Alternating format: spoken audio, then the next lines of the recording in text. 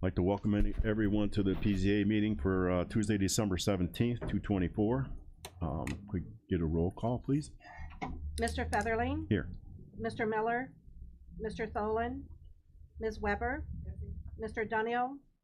Mr. Smith? Present. Ms. Foster? Ms. Andrade? Ms. Earps? Mr. Ashcraft? Ms. Monday? Present. Ms. Amber Turner? Present. Mr. Lowy? Present. Ms. Denise Turner? Present. Mr. Alexander Hildebrand? Present. And Mr. Long? Present. We do have a quorum. Okay, thank you. I don't see any public comment back there. I don't have anything, so we're good to go on that. We get a motion to approve the minutes from November 20th. Everybody should have them. Mr. Lowy.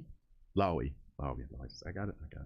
Mr. Smith, second. All in favor, say aye. Aye. Opposed, same sign. Nothing. Good to go. Okay, next up is the building report.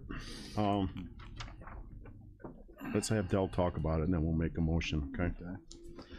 We've been seeing some pretty positive activity in our building permit process lately. For November, we issued 3 new homes, a total of 98 permits, and brought in revenue of $71,549. That includes 1 solar farm for $35,113. And that is up from $26,000 for November of 2023. So our revenues are increasing. I don't know how long that'll last, but it looks like for at least the next few months we should see very similar, mainly because of solar farms. Maybe things are taking a turn. Yes. Okay, does anyone have any questions about the building report for Dell? Okay. Let's see. Okay, we get a motion in a second. Lowy? Turner? Okay. All in favor, say aye. Aye. Opposed, same sign. Oh, okay. Okay, we have our MS4 discussion here. Dell's here. Does anyone have anything for our MS4, which is for anybody that's new? I don't know if you want maybe Dell explain it or you want me to explain it. Want me to explain it? Can you? Yeah. Oh, that's fine. No, go ahead. The MS4 program, MS4 stands for Municipal Separated Storm Sewer System. That's the 4 S's. So the 4 is 4 S's. This is a program by the IEPA, and our compliance with this program allows us to be able to issue NPDES permits for new construction and development. So to keep ourselves in good standing with this program, one of the requirements is public involvement. One of the ways we get public involvement is by asking this committee once a month if there's any issues out there. So you'll see that on the agenda every month. Okay. Okay. Good deal. Mm-hmm. Okay. Okay, we have a zoning case today. It's ZBA case 24-09. Request for a variance 121-286-C-1 and 121-286-C-2. Driveway spacing intervals on a parcel generally situated in section 6 of Pembroke Township. Petitioner is Rosa Maria Marquez, property owner applicant. I don't think they're here, but Bill's got a rundown for us. Sure. Miss Marquez bought this property outlined in red on, it's on Gertine in Leesville. I don't know if you're familiar with that. It's in the far eastern, southeastern corner of our county, probably about a half a mile from the state line. And she would like to build a home on the property. As you can see, it's a fairly narrow property. It never had a driveway before. So when we looked at it in the office, when she came in for her building permit, we realized that it doesn't meet our driveway spacing requirements, and that the county board would have to issue a variance before we can issue the building permit for the home. The two variances, one is a driveway must be 250 feet from an intersection of a road. It does not meet that. There is another driveway between her property and the road. And the other one is you're allowed 1 driveway for every 330 feet of frontage. There's already 2 driveways in that 330 feet of frontage. Zoning board recommends approval, 6-0. There was no public comment. Well, the township road commissioner was at the hearing, said a few words, but had little or nothing to do with this property. He was more concerned about the proliferation of campers and mobile homes in the township. Oh, okay. Okay, does anyone have, this is where we ask questions for anybody that's new here. Does anybody have any questions about the zoning? It's pretty simple. Ms. Weber? Thank you. I just wondered where in that rectangle would her house be that she's building? I don't know that they've indicated that. It's towards the front, but they have to meet all the setbacks. It's 30-foot front setback, 6 foot on each side, 40-foot rear. So the driveway wouldn't be the whole length of that property, it seems like, if the house is down. I don't believe so, but as long as they're 40 feet off that rear line, they could build a house all the way in the back. I do not believe that that is their intention. Anyone else? No? That's not that skinny if you go out there and walk it. I'm looking at the one next to it, so I can see Yeah. if that's a house on the left, Yeah. then it's possible. With 6 foot setbacks, I think the house could still be 50, 55 feet wide. So it's not, it looks small, but it's not as small as it looks. Yeah, comparing it to the other one, that's why I wondered about the setback, if there was enough space for all that. Anyone else have anything? No? No? Okay.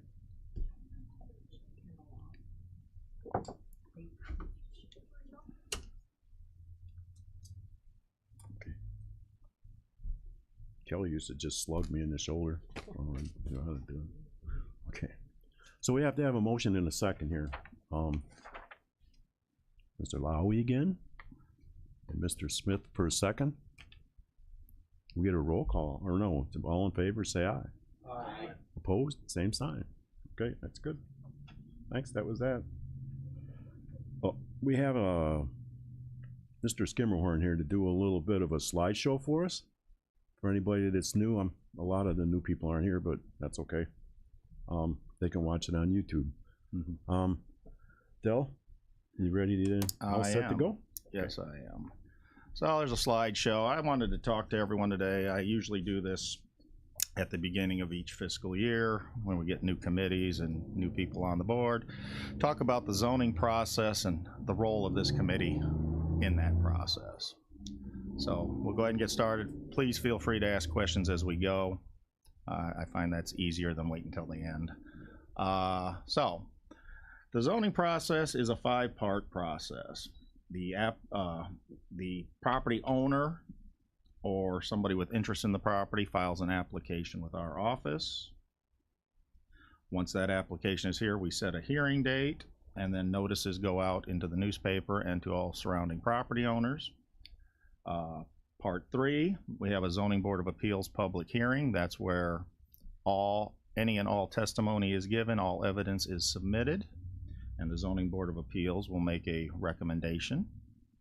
Then that recommendation goes to this committee, the Planning, Zoning, and Agricultural Committee, which will review the case and what happened at the zoning board of appeals, and then make their own recommendation to the county board, and the county board will make the final decision. So that's a 5-part process. The application. And I don't know that I'll go through all of these, but this is a list of things that the application is required to have. And in our office, we call these fatal flaws. If any one of these is not done, the public hearing cannot happen. So that's why the notices are very important. If a adjoining property owner doesn't get notified, we stop, we reschedule, re-notify, postpone it for another month. The application must be signed by the owner. The owner does not have to be the applicant. Somebody buying the property or with some other interest in the property can be the applicant. But in all cases, the owner of the property must sign. You can't zone somebody's property without their permission. Tolbert, Yes. quick one. Yeah, go ahead. That has to be under contract, right, to do that? They have to demonstrate that they have some interest in the property. It doesn't have to necessarily be a contract, a confirmation from the owner that they are interested in buying it. Come zone your property. Yes. Without you knowing about it. Right. Yeah. So that part is a little loose as far as what constitutes that, but a verbal confirmation from the owner is enough for us. All right. Zoning actions, the type of zoning actions that this committee will see. Number one is map amendments, commonly known as rezonings. This is a request to change the district that a property resides in. So a rezoning from A1 to R1 would be a map amendment. Number two would be a text amendment. That is a physical change to our ordinance itself. Those are brought forward by staff when something needs to change in the ordinance. Happens about once or twice a year here lately. So when we need to make any adjustments to the ordinance, that's a text amendment. Third one is a special use permit. Special use permit does not change the zoning of a piece of property. It's a use that still fits within the permitted uses allowed in that district, but because of its special nature, needs some extra scrutiny by the board. Could be noise, could be traffic. Special use permits are the one action that you're allowed to put conditions on, and because they're special, to mitigate those special circumstances, you're allowed to put conditions upon those to mitigate it. Question, Mr. Smith? Yeah, something like that. Would that be a permanent special permit, or is that just a temporary? Is there a time limit on there? I mean, how does something like that work? It seems. It can go all of the above. You can set a time limit on it. Generally speaking, they're usually permanent and they run with the land. So if the land is sold, if I establish, let's say, fireworks sale, or not fireworks, but well, that too, but firewood sale is a special use permit in the ag district. And I get a special use permit from the board to have firewood sales on my property. 5 years later, I sell the property. The new owner can still run the firewood sales. That special use permit is still valid. As long as the use does not cease to exist for a 12-month period, it runs forever. Unless you put a condition in there that would limit it, but you cannot limit it by ownership. Supreme Court has said that you cannot tie it to ownership. Okay. The use is the use. Doesn't matter who owns the use. Yeah. Okay. Thank you. But you can put a time limit sometimes for a temporary use that you're only going to be there 5 years. You can say after 5 years it goes away. The special use is really the only thing we can put conditions on here. Like if you want to That say is the only one. Yes. we're not open on, you can't be open on Saturday nights, or you can't have a fire, or you can do all those on a special use, but on a zoning case, you can't do any of that because that's called contract zoning, right, Bill? That is correct. Thank you. Yes. Okay, you're gonna cover that already?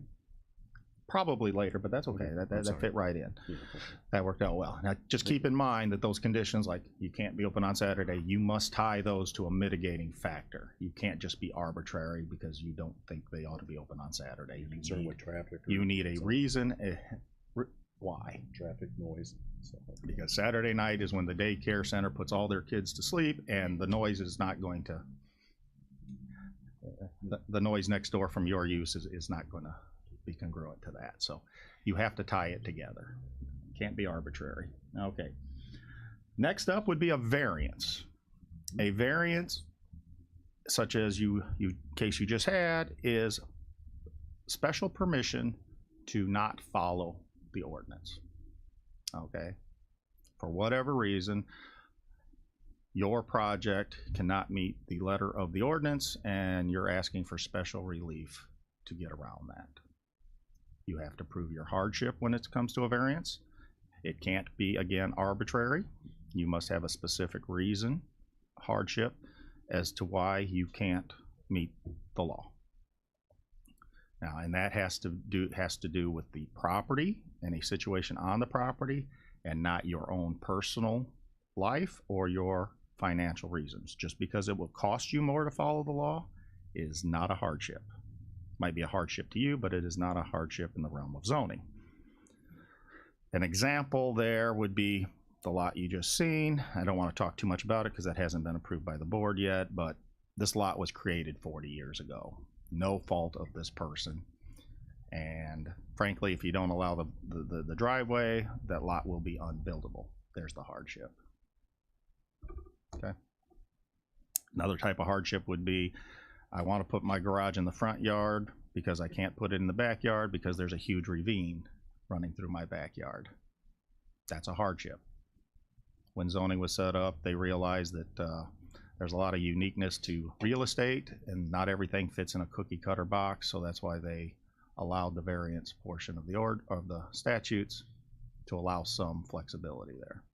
But it is not a license to break the law. Okay? And then there's appeals from administrative decisions. An appeal from an administrative decision is somebody doesn't agree with a decision that I've made or my office has made. They think I'm not following the law. They don't like my interpretation of the law. If they feel adamant about that, they can file an appeal to the Zoning Board of Appeals. And the Zoning Board of Appeals will hear my side of it, their side of it, and make a determination as to who's right. So that's an appeal. And another item that doesn't come up very often is a planned unit development, and that is contract or negotiated zoning.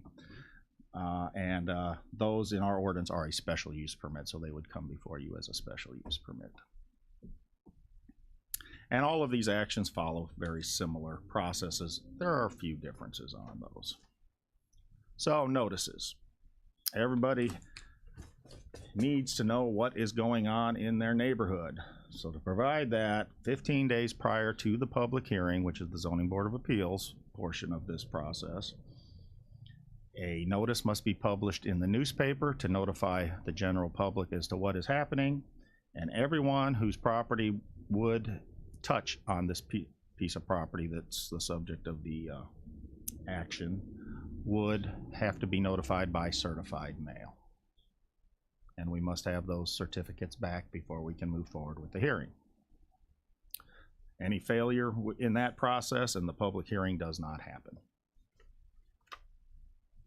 Okay. So, Zoning Board of Appeals, they hold the public hearing. That is the hearing arm of this, and by hearing, that's where all testimony and evidence is submitted and considered. So if somebody comes to planning and zoning today and wanted to submit something on that zoning case, we would have to refer it back to zoning board. This committee here does not hear evidence and testimony. Okay.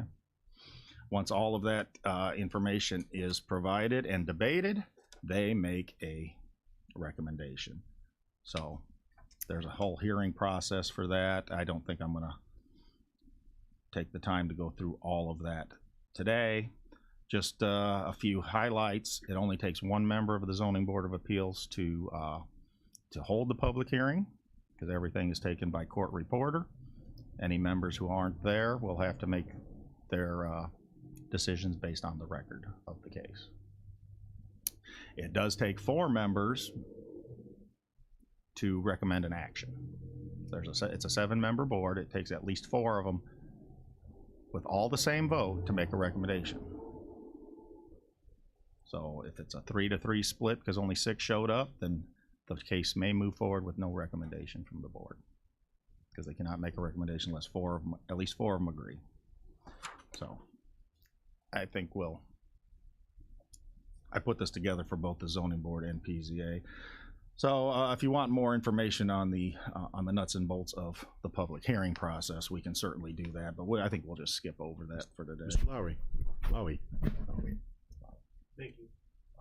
Who sits on the ZBA? It's a 7-member board. We got Dave DeYoung is the chairman. Willie Ames is the vice chair. I should have had this list. Elizabeth Scanlon is on there. Brian Porter is on there. Mike Manow is on there. Brett Harrod is on there. And Richard Bylock is on there. He's our newest member. What's that?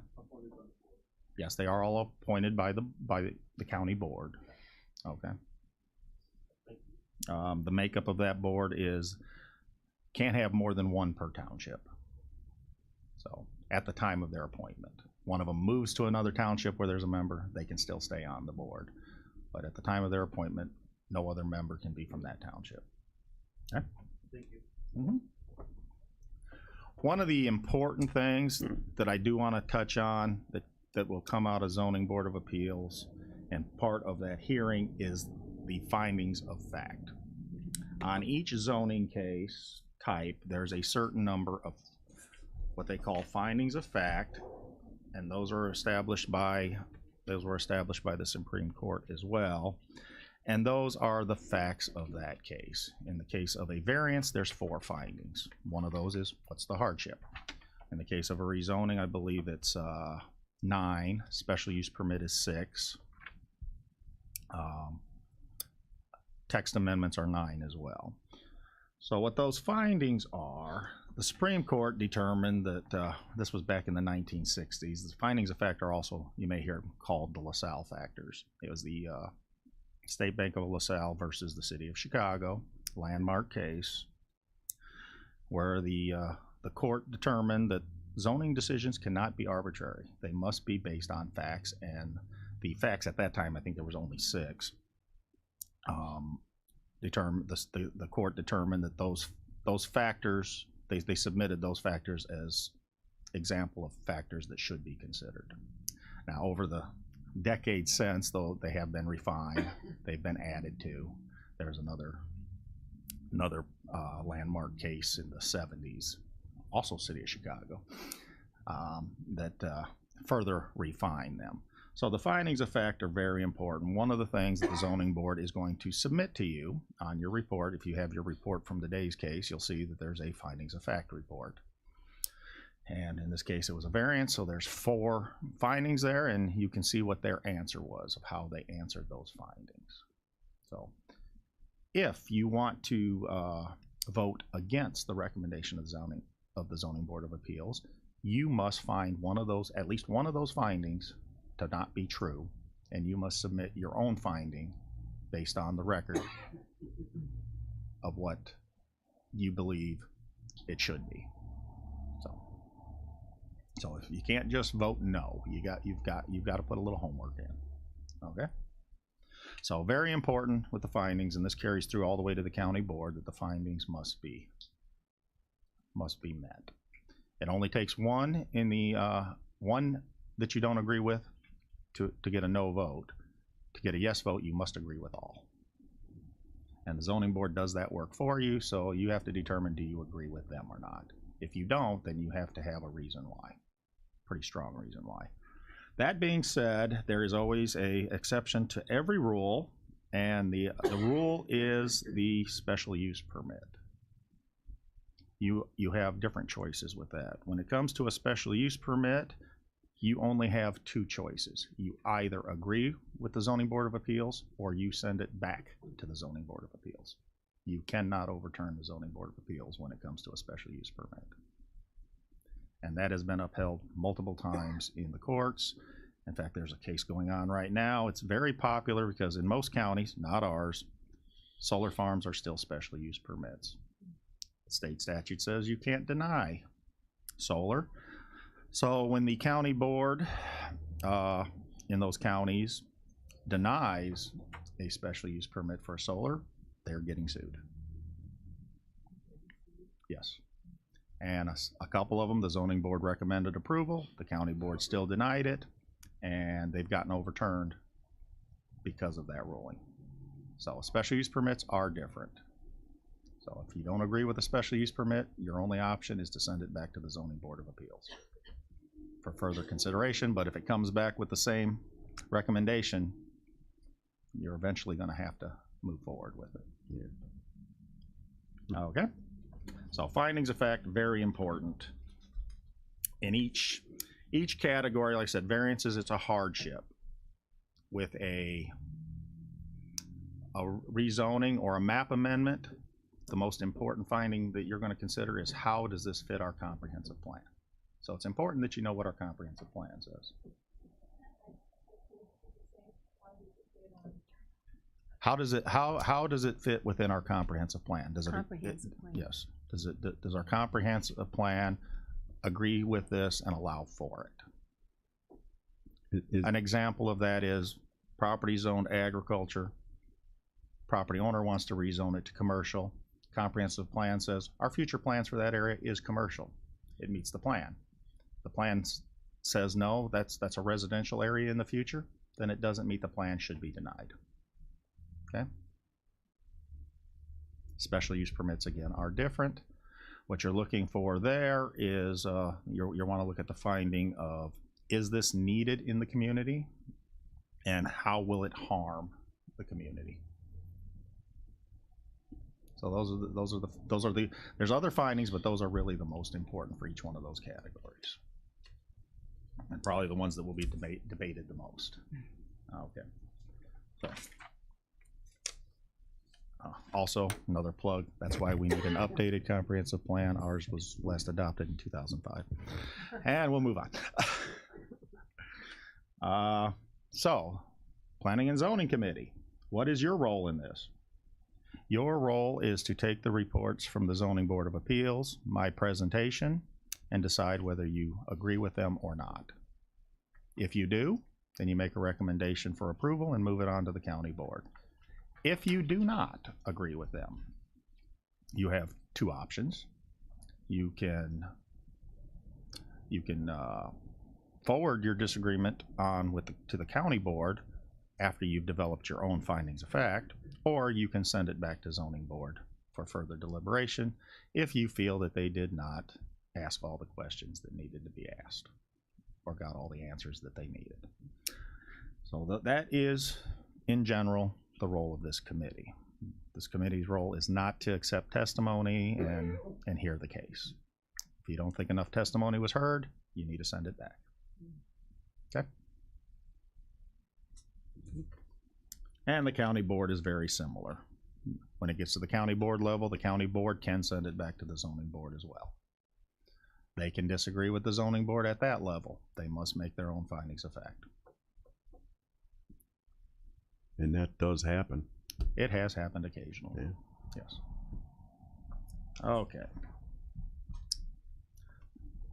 So how can you make good decisions? Well, one, visit the site, see what it looks like. Two, review the application, the staff report, and the findings of fact report. Those are 3 documents that you will receive on every case. The original application. The staff report is the staff's analysis of the situation that goes to the Zoning Board of Appeals. And then when the Zoning Board of Appeals is done, a finding of fact report is written and tells you what happened there. So those 3 reports are your main channel of information. You can also request the transcripts of any meeting as well. And then, of course, ask questions. Get yourself informed on the situation there. So that's how you can make good decisions. What should you not do? Ex parte communications. That ex parte communications is defined as information that not everyone hears. So if you're going out there to see the site, please don't talk to anyone. See the site and move on. I go out to see these sites myself, take pictures of them, and usually a owner or a neighbor will come and say, "What you doing? How's it going?" Here for a zoning case, that's all. Don't discuss the case with them, because you're obtaining information and testimony that not everyone else got to hear. That's ex parte communications. Yeah. And if you base your decision on that information, you're basing your decision on something that nobody else knows. Now, you can bring that back by disclosing it to everyone when you get here. There's maneuvers, but it's best to just not to. Okay? Because as county board members, you will get phone calls from irate people. And your best bet is to let them know that their voice can be heard at the Zoning Board of Appeals hearing, and that's where they should go. Okay? This is really more for the Zoning Board of Appeal. Oh, I'm sorry. I'll just say one quick thing about that is when we have You probably, let's see if you get to it first. Okay. Okay. I don't want to interrupt. The you. second one is I don't more wanna for interrupt the you. zoning board of Yeah. appeals, but Yeah. don't testify for either side of the case. Yeah. It's not your case, okay? Sometimes we do get zoning board members where they want to argue the points for one side or the other. It's like, it really can cross the line into actually testifying. It's like, if there's a reason, like the zoning case involves a friend of yours or a family member, recuse yourself from the vote and absolutely come in and testify if you feel you need to. But you can't testify and vote on the case, okay? And thirdly, and this is pretty important, do not base your decision on anything other than the facts of the case as they were presented at the hearing. Not from your own research or what you've seen on the internet, what is in the record of the transcript. Okay? It should never be based on the number of people in attendance, their appearance, demeanor, affiliation, dispensation of any person, or their attitude, protest signs, chance, emotions, etc. They should never factor in to your decision.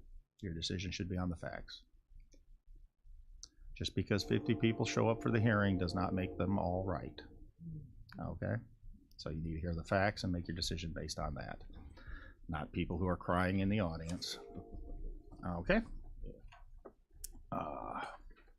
And I had another one, ex parte communications, but I think I covered that quite well. So, can't talk to my constituents? It depends.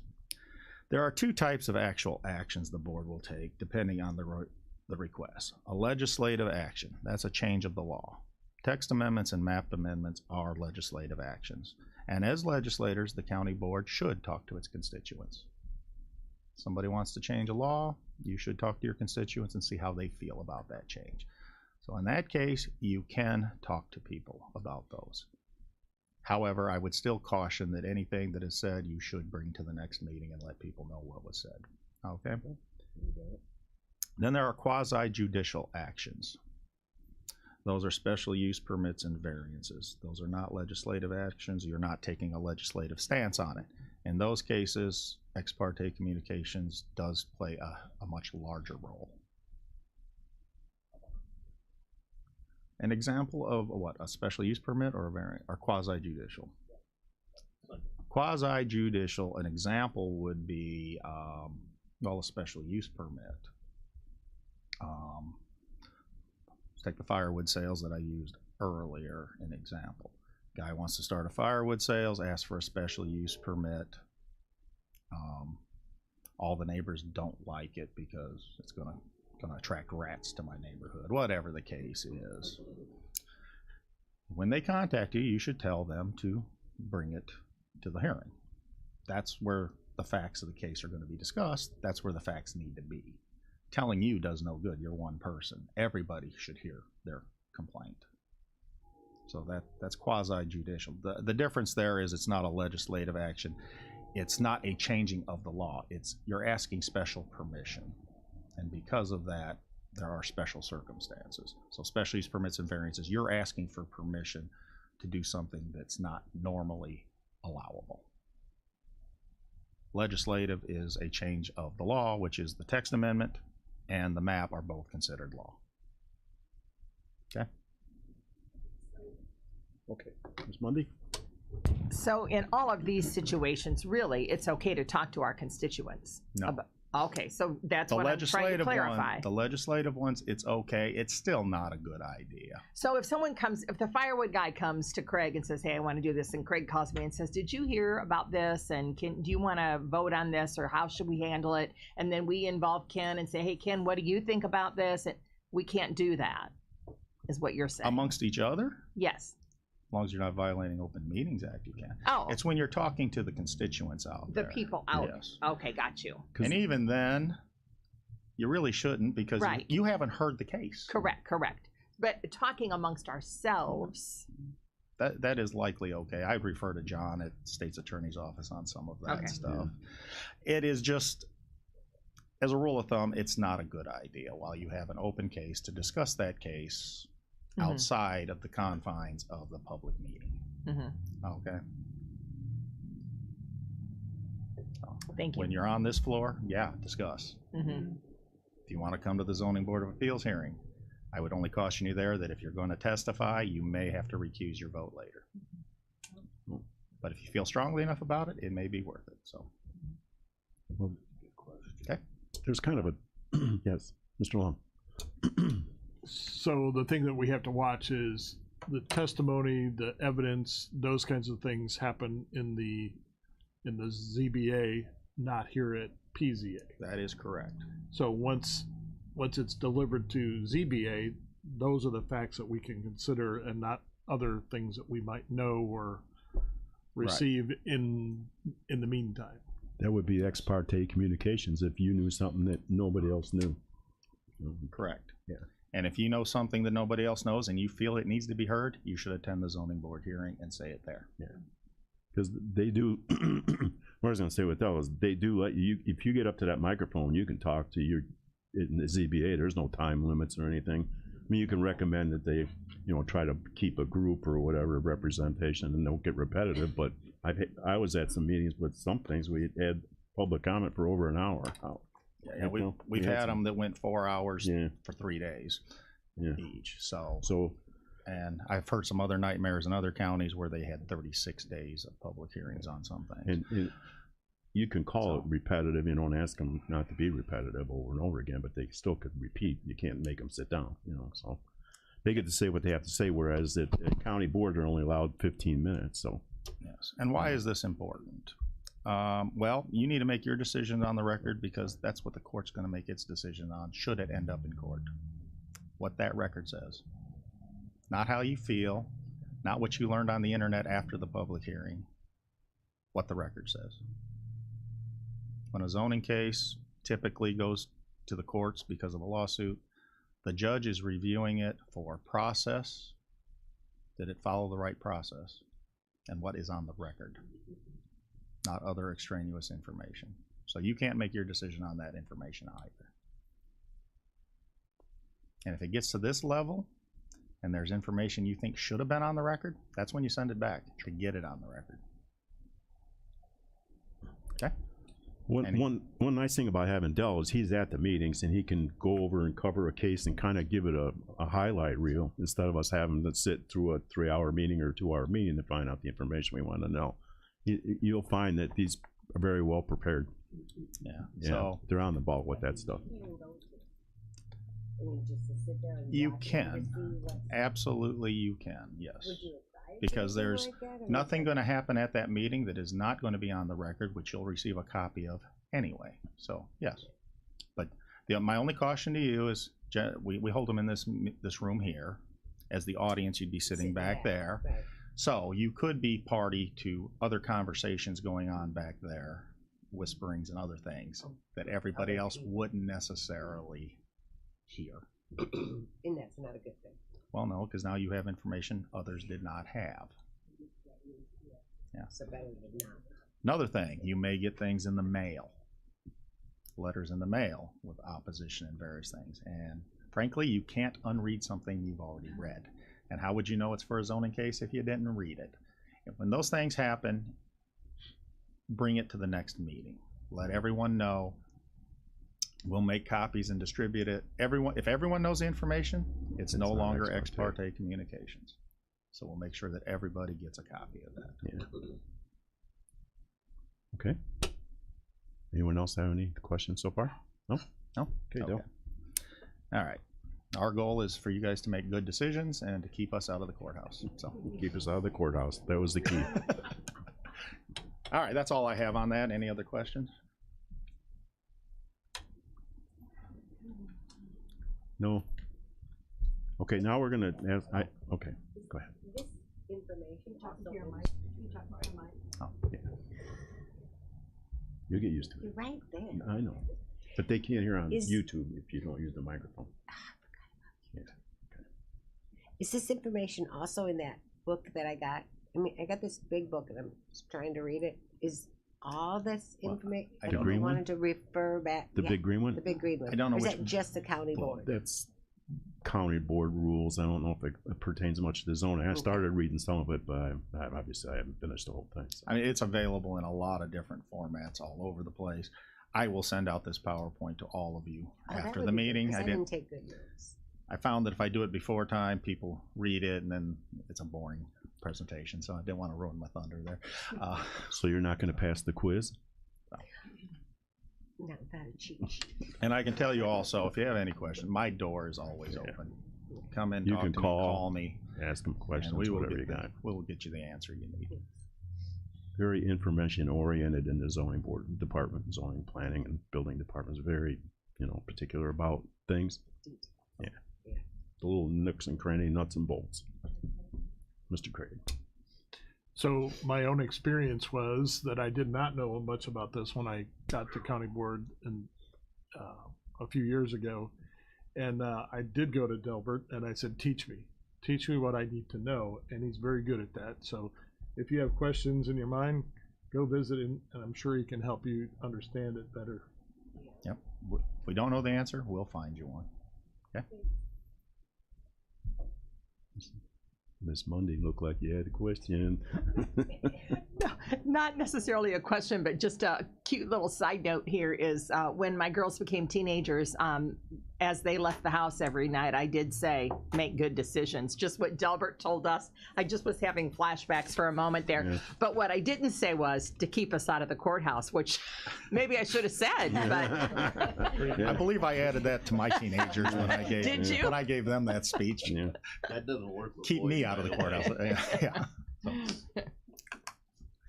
Okay. All right. Okay. Del, that's about it for you, huh? Yeah, well, we have We one have an more item. appointment to go. I'll make a motion. We appoint Ryan Marion to the Regional Planning Commission. Get a second, Mr. Lowy. Anybody else? All in favor, say aye. Aye. Opposed, same sign. I had a quick question, Delbert. How's the attendance going on those meetings since we lowered the size of the committee? Not as good as we'd like. Okay. We still have attendance is still a huge issue for us with them. They only meet quarterly, about once every 4 months. I invite any of you to show up if you'd like. I think it's 10:30 on a Thursday. In fact, this Thursday will be. Is there one this Thursday, right? Then yes, 10:30 on in the second floor conference room. Discussion this time is the long-range transportation plan, but we have various topics. A couple of meetings ago, we talked about the use of ATVs on the county's roadways. So various topics. It's just a forum for discussion. Anything that would come out of there would be taking up the approval ladder if they were recommending anything for approval. So it'd come to this committee. Oh, Mr. I think Wilson. Ben's got something there. Yeah, if I could make a shameless plug, anything that we exercise at the Regional Planning Commission will come back to this body. But if there are any planning topics that you would like us to look into, that body is a really good initial hearing body for us, like we did agricultural experience as an example that started in RPC and made its way through. And so if there's topics that come up for you that you want to see, certainly let staff know, and we're happy to bring them to RPC as an initial hearing body. Okay, thank you. Anybody have any questions for Mr. Wilson? None? Okay. Anything under old business? Anything under new business? How about a motion to adjourn? Ms. Turner, Mr. Smith, all in favor say aye. Aye. Opposed, same sign. None. Have a good Christmas. We won't be back